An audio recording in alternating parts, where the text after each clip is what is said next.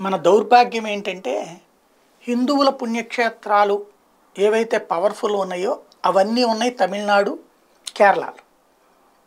అక్కడ కేరళలో వచ్చేటువంటి గాడ్స్ ఓన్ కంట్రీ అంటారు, కానీ అక్కడంతా పూర్తిగా హిందువులకు విరుద్ధంగా ముస్లిం క్రైస్తవుల్ని ఎంకరేజ్ చేస్తూ హిందువులను అవమానపరుస్తూ సాగుతూ ఉంటుంది. తమిళనాడులో సనాతన ధర్మాన్ని అవమానిస్తుంటారు, అక్కడే మధురా, కంచి ఇట్లాంటి అన్నీ కూడా ఉన్నాయి. అలాంటి దౌర్భాగ్యం హిందువులది. అక్కడ ఉన్నటువంటి హిందువులని వెధవల్ని చేస్తూ సాగుతున్నటువంటి వైనం. మిగతా చోట్ల హిందువులు చైతన్యపడుతున్నారంటే అంతగా పెద్దగా చైతన్యం మనకు అవసరం లేదనుకునేటువంటి ధోరణిలో ఉంటారు. మనమే చాలా చైతన్యవంతులు అని.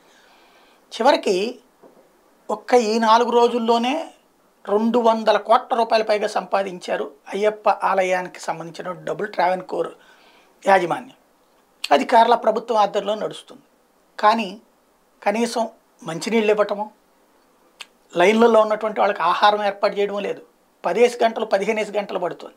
దేశం నలుమూల నుండి అయ్యప్పలు వస్తున్నారు, బట్ పట్టట్లేదు వాళ్ళకి. చివరికి కోర్టు ఆదేశించాల్సి వచ్చింది వాళ్ళకి మంచినీళ్ళు, ఆహారపు వసతి ఏర్పాటు చేయమని.